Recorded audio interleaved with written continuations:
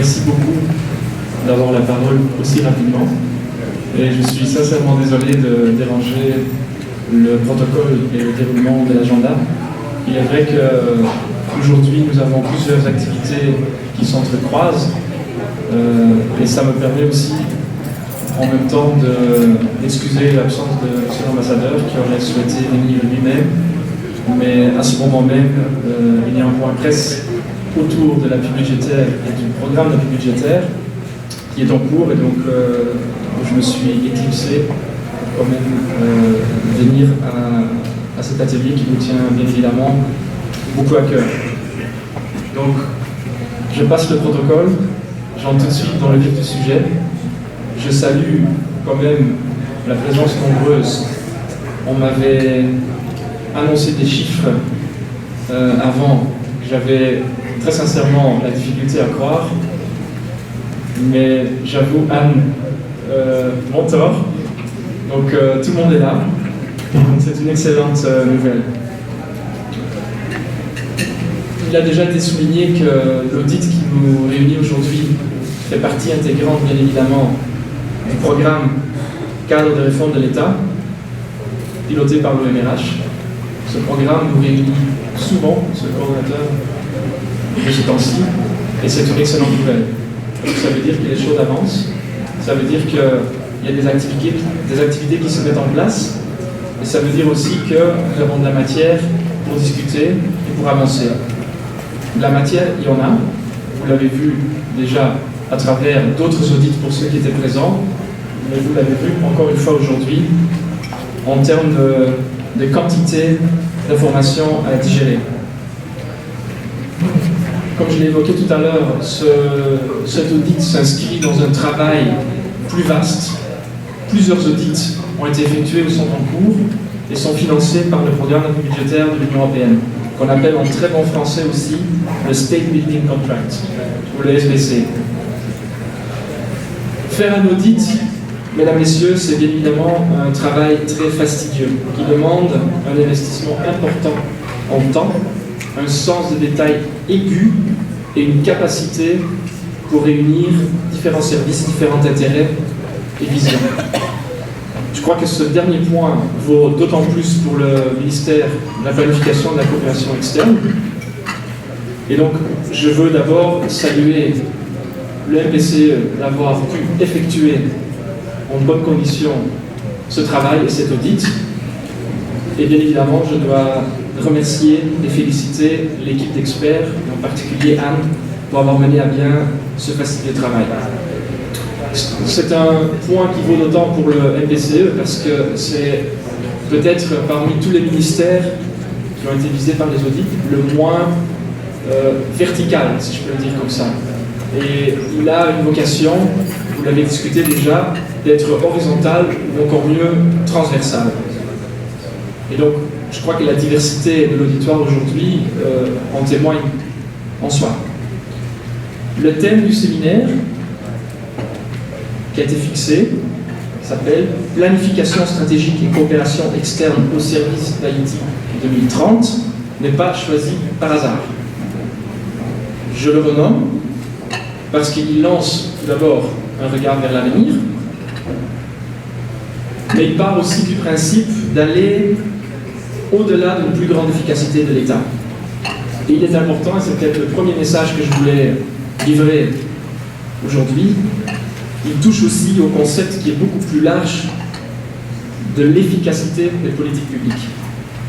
Et pour ne pas répéter les discussions ou les messages qui ont été passés, je voudrais surtout faire le focus sur ce point et partager quelques réflexions avec vous aujourd'hui. Parce que dans cette approche, c'est un élément clé qui est sorti de l'audit, on doit s'interroger sur le rôle central que peut et que devrait jouer le ministère comme le MPCE. C'est un rôle qui est forcément complémentaire à celui du ministère de l'Économie et des Finances.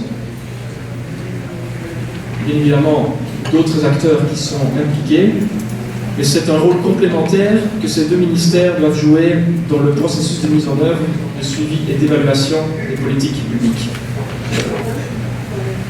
Si on lit bien et de façon concentrée. C'est ce que j'ai essayé de faire. Les 6 recommandations qui sont sorties du rapport d'audit, cela nous amène à une conclusion, une première conclusion, qui est le besoin de recentrer cette planification stratégique du développement autour de ce ministère, qui doit en devenir un acteur clé. Donc je pense que c'est un premier point.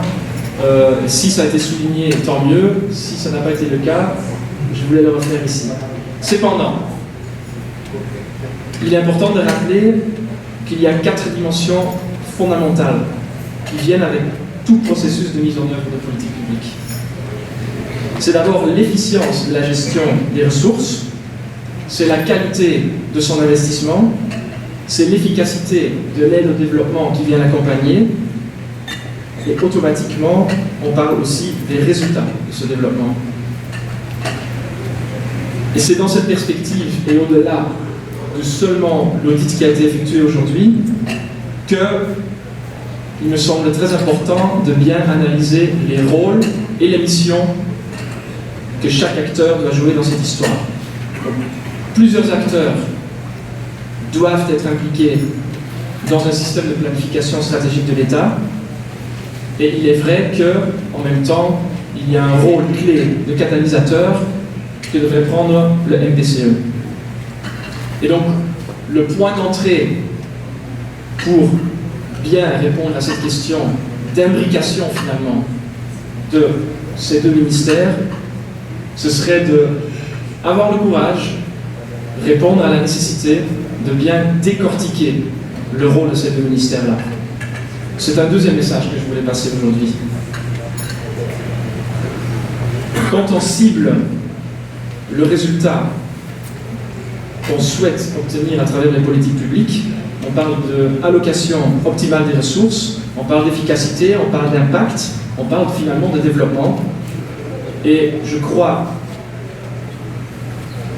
que, d'ailleurs, entre partenaires, je parle aux différents représentants des ministères et des structures présentes, je crois qu'entre partenaires, on doit pouvoir être franc. En toute franchise, la clarification de ce rôle d'imbrication entre les différents ministères peut encore s'améliorer aujourd'hui. Et trop souvent, je crois que c'est un constat que nous faisons ensemble, que ce soit du côté du gouvernement, de l'administration publique ou des partenaires. Trop souvent, disons que ce manque de clarification entre les rôles vient encore trop souvent interférer dans l'opérationnalisation, de nos réformes. On le voit au niveau théorique, on le voit au niveau législatif, on le voit au niveau des mandats des différents ministères, mais dès le moment où nous travaillons sur le terrain et que nous voulons mettre en œuvre des actions, que nous voulons appuyer des actions, cette question revient toujours sur la table. Et donc, je crois que les audits qui ont été menés, et l'audit du MPCE, mais aussi l'audit du ministère de l'économie et des finances, nous offrent une très bonne occasion pour mettre à plat cette question, pour en discuter ouvertement et de prendre les dispositions nécessaires. Deuxième point que je voulais évoquer. Il est important qu'on parle bien sûr de planification et stratégie de développement, c'est de reparler du dispositif de suivi et de l'évaluation. Et donc en Haïti, nous le faisons conjointement à travers le PSDH. Le PSDH, qui est votre cadre de référence, fait et préparé par les autorités, sur lequel nous, en tant que bailleurs de fonds et partenaires au développement, nous alignons. Vu sous cet angle, à nouveau, il y a une nécessité pour clarifier les rôles. Aussi des mécanismes et peut-être aussi la manière de faire le suivi. Et donc, pour refaire le lien avec la raison pourquoi on se réunit aujourd'hui, l'obligation d'un rapportage, reporting, en nouveau en bon français, autour de ce PSDH, revient déjà, mais reviendrait donc tout d'abord au MPCE pour faire un état de la mise en œuvre des politiques publiques. À nouveau, aujourd'hui, force est de constater que ce PSDH, malheureusement, ne fait pas encore l'objet d'un suivi et reporting régulier. Il y a des rapports annuels qui sont préparés, mais disons qu'à ce jour, le reporting, si on peut se permettre d'être un peu critique, ne répond pas encore pleinement à ce besoin de rendre compte sur les résultats atteints par la mise en œuvre de ces réformes. Et je crois que, en toute modestie, c'est une responsabilité partagée. Nous ne mettons pas la balle uniquement dans le camp des autorités. C'est vrai que les autorités de la MSE en premier lieu en ont le pilotage, mais c'est une responsabilité qui est partagée avec les bailleurs de fonds et les partenaires techniques au développement. Je souligne ce deuxième point, et je fais un petit peu un lien avec le programme d'appui budgétaire qui finance l'audit d'aujourd'hui. C'est un point qui nous tient à cœur particulièrement, parce que comme vous le savez, c'est à travers ce programme d'appui budgétaire que nous pouvons mobiliser des appuis techniques, mais cette question de suivi du PSDH revient chaque année à nouveau sur la table, parce que c'est un critère d'éligibilité qui fait partie intégrante du programme, et donc que nous devons analyser conjointement avec les autorités. Nous devons analyser à l'Union européenne pour faire l'analyse et décider si des tranches d'appui financier au budget de l'État puissent être décaissées durant l'année. Donc, je voulais profiter de ce moment aussi pour souligner à nouveau l'importance du suivi du PSDH. Troisièmement, et finalement, troisième point que je voulais souligner, c'est au niveau des mesures des résultats du développement. On avait parlé de la planification stratégique, du suivi du PSDH. Maintenant, il y a les mesures des résultats du développement qui doivent, comme c'est souligné depuis à peu près une quinzaine d'années dans tous les forums internationaux, dans toutes les rencontres sur ce sujet, ils doivent être fondés sur des indicateurs, sur des analyses objectivement vérifiables. Vous m'entendez venir, on parle évidemment de la qualité de la statistique. C'est le troisième point. L'audit du MPCE, à nouveau, nous donne une belle opportunité pour réfléchir autour de cette question. Et donc, la suggestion que je voulais mettre en exergue aujourd'hui, c'est de profiter de cet audit pour mieux repenser l'intégration et la complémentarité entre, d'un côté, le système de planification, qui est évidemment sous le leadership naturel du MPCE, et de l'autre côté, un réel système statistique national, qui, lui, normalement, en Haïti, doit se organiser et se suivre sous la coordination de l'IHC, qui est l'organe central prévu pour ce système et qui est rattaché institutionnellement au ministère de l'économie et des finances. On retrouve à nouveau cette question de l'application, aussi sur la question de la statistique. Alors, c'est important de le souligner parce que la statistique et la qualité de la statistique publique pour le pilotage stratégique du développement est primordiale et doit aller au-delà de la seule planification.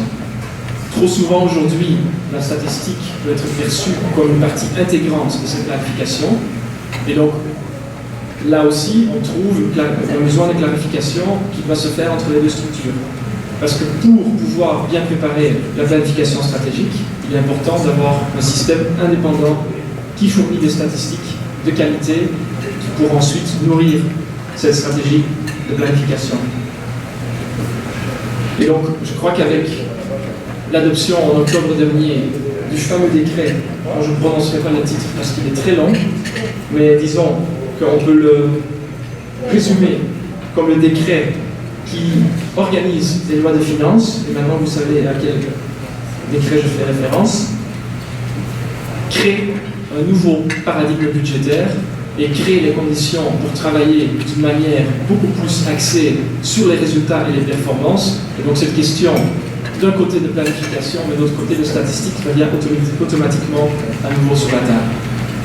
Alors, pour conclure, on a un triptyque idéal devant nous, devant vous, que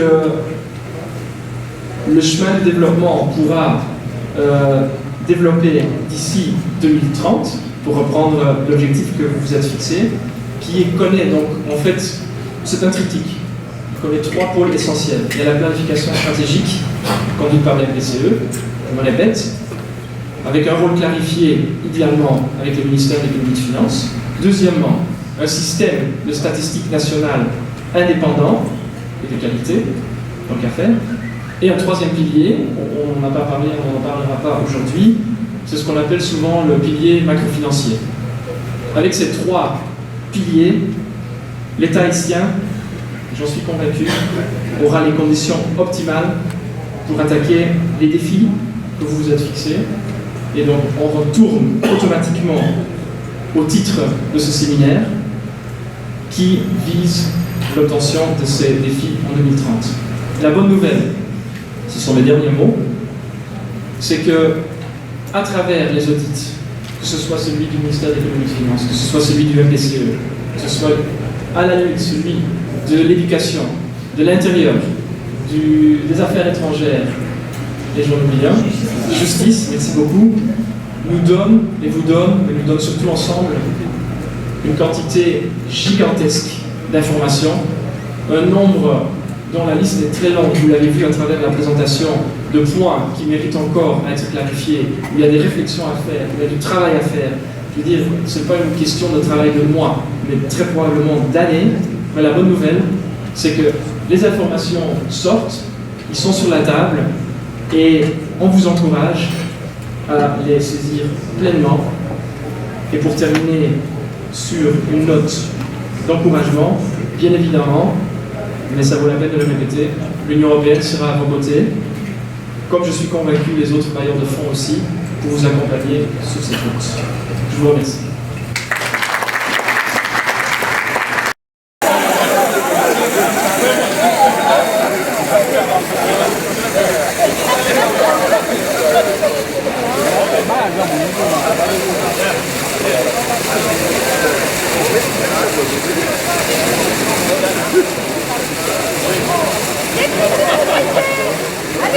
No detalhe.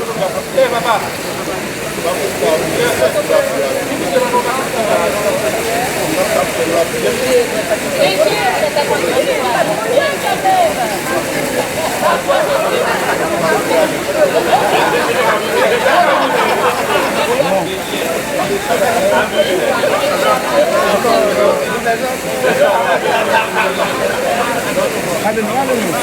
Ali.